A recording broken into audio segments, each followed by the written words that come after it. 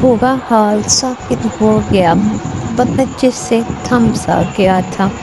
ہر شخص کی نظریں نقاب پوش شخص کے چہرے پر جمی ہوئی تھی۔ فراز شاہ، وہ شخص جسے سب 20 سال پہلے مردہ سمجھ چکے تھے، وہ شخص جس کی قبر آج بھی شاہ خاندان کے قبرستان میں موجود تھی، وہ آج سب کے سامنے زندہ کھڑا تھا۔ مہنور کی آنکھوں سے آنسو بہنے لگے۔ ابو، اس کے ہونٹوں سے وہ مشکل یہ لفظ نکلا۔ فراز شاہ نے پہلی بار اپنی بیٹی کی طرف دیکھا۔ اس کی آنکھوں میں برسوں کی جدائی، پچھتاوا اور محبت اکٹھی نظر آ رہی تھی، اپنی جگہ سے نہیں ہلی۔ اس کے دل میں محبت بھی تھی، غصہ بھی اور بے شمار سوال بھی۔ آپ زندہ تھے؟ اس کی آواز لرز رہی تھی۔ اور آپ نے کبھی مجھے ڈھونڈنے کی کوشش نہیں کی؟ فراز خاموش ہو گیا۔ یہ خاموشی کسی بھی جواب سے زیادہ تکلیف دہ تھی۔ بولیے، مہنور چیخ اٹھی، میں نے آپ کی قبر پر دعائیں کی، میں نے آپ کے لیے آنسو بہائے، اور آپ زندہ تھے؟ فراز کی آنکھیں نم ہو گئی۔ مجھے مجبور کیا گیا تھا۔ کس نے؟ اس شخص نے۔ اس نے آہستہ سے جلال الدین کی طرف اشارہ کیا۔ سب چونک گئے۔ جلال الدین کا چہرہ سخت ہو گیا۔ جھوٹ!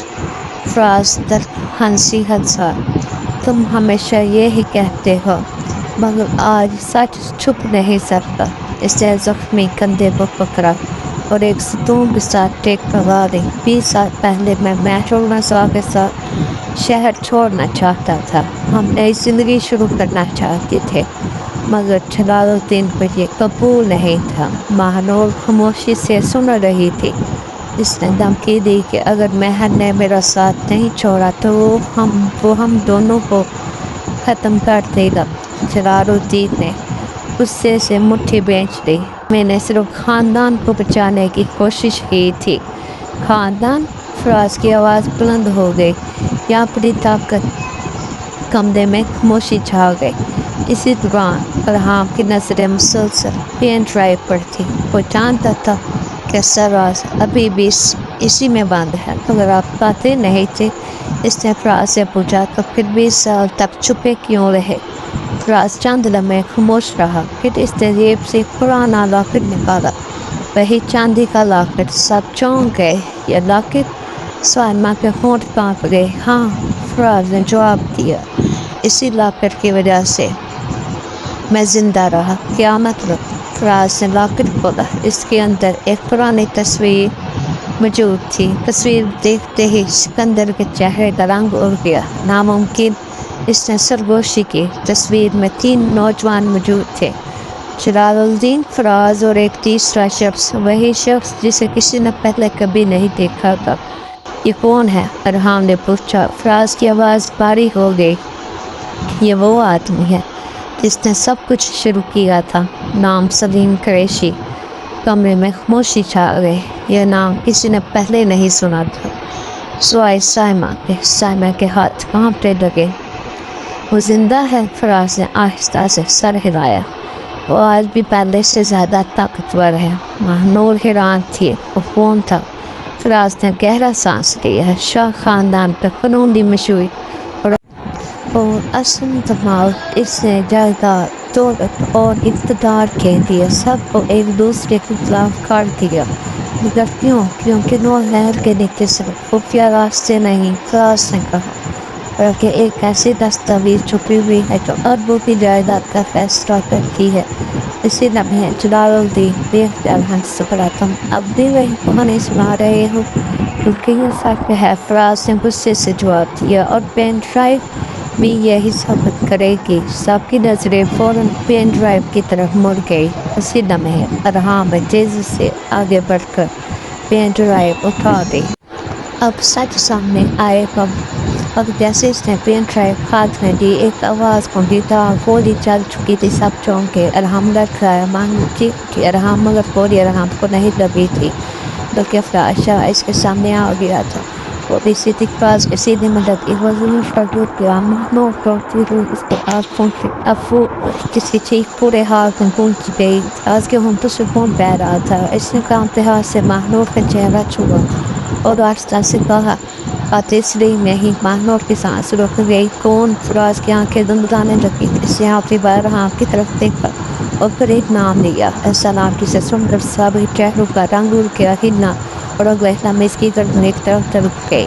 وہ بے حرکت ہو چکا تھا. مہنور کی دنیا ایک طرف پھر ٹوٹ گئی، مگر اس سے بھی بڑا دھچکا بھی باقی تھا، کیونکہ فراز کے آخر پاس آئی تھی تو ہنا شاہ اثر ہوا رہے تھے، بلکہ پوری سازش کا حصہ تھی. فراز شاہ کی لاش کے پاس بیٹھی مہنور مسلسل رو رہی تھی. 20 سال جس بات کو وہ مردہ سمجھتی رہی، وہ چند لمحوں کے لیے اس کی زندگی میں واپس آیا اور پھر ہمیشہ کے لیے چلا گیا. ابو! اس کی آواز ٹوٹ گئی. آپ نے مجھے اتنے سال اکیلا کیوں چھوڑا؟ ارحم خاموش کھڑا تھا. وہ جانتا تھا کہ کچھ دن ایسے ہوتے ہیں جنہیں کوئی لفظ کام نہیں کر سکتا. اپنی بخشی ایک طرف کھڑا سب کچھ دیکھ رہا تھا. اس کے چہرے پر بھی پہلی بار پچھتاوا نظر آ رہا تھا. جب سچ ڈھونڈنے کے لیے بہت سے لوگوں کو نقصان پہنچایا، وہ آہستہ سے بولا، مگر شاید اصل دشمن کوئی اور تھا. اسی دوران سکندر شاہ نے زمین پر بڑی پین ڈرائیو اٹھائی.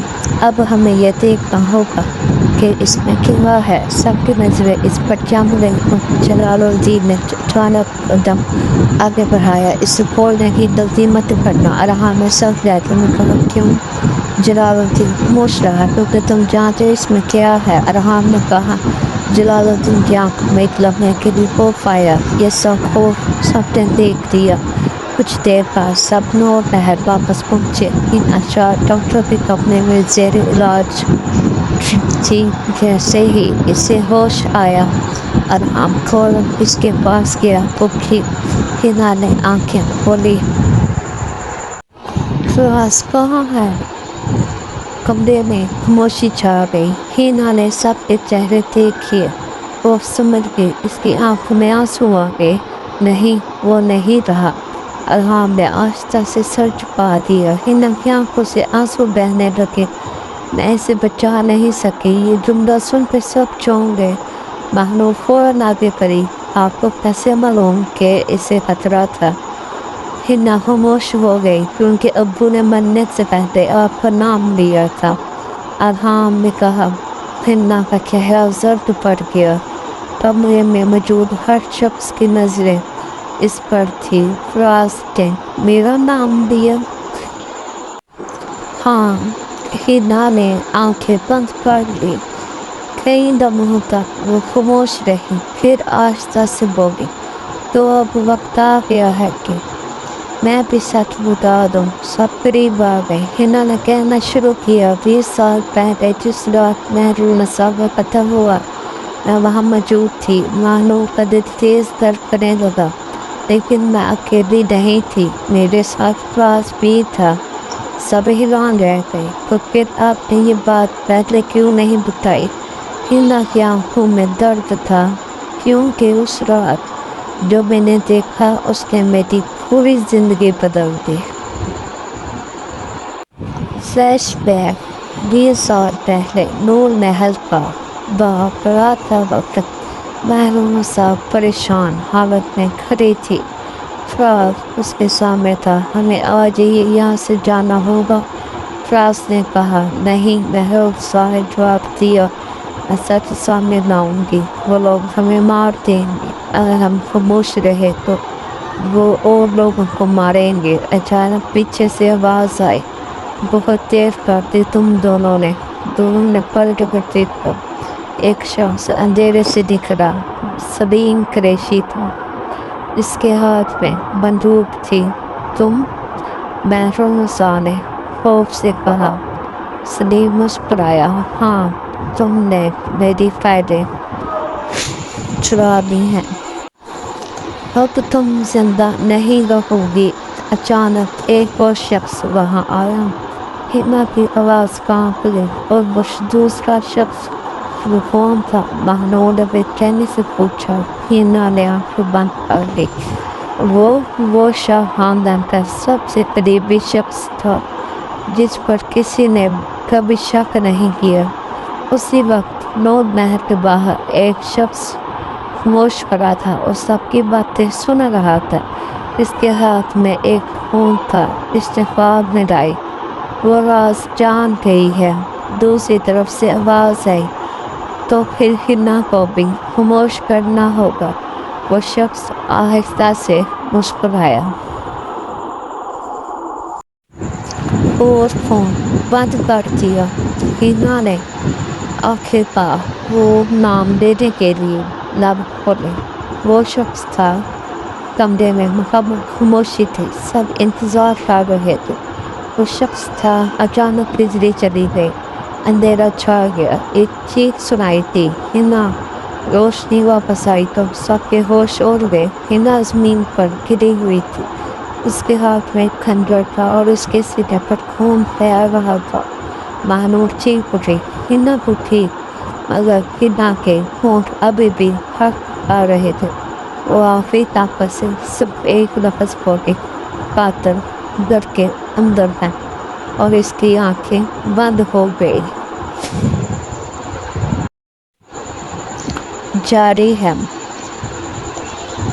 اگلی قسط میں۔ ہنا پر حملہ کس نے کیا؟ نور محل کے اندر چھپا دشمن سامنے آئے گا، پین ڈرائیو میں موجود ویڈیو چلائی جائے گی اور ایک ایسا راز پڑے گا جس سے مانو کا اپنے خاندان پر یقین ختم ہو جائے۔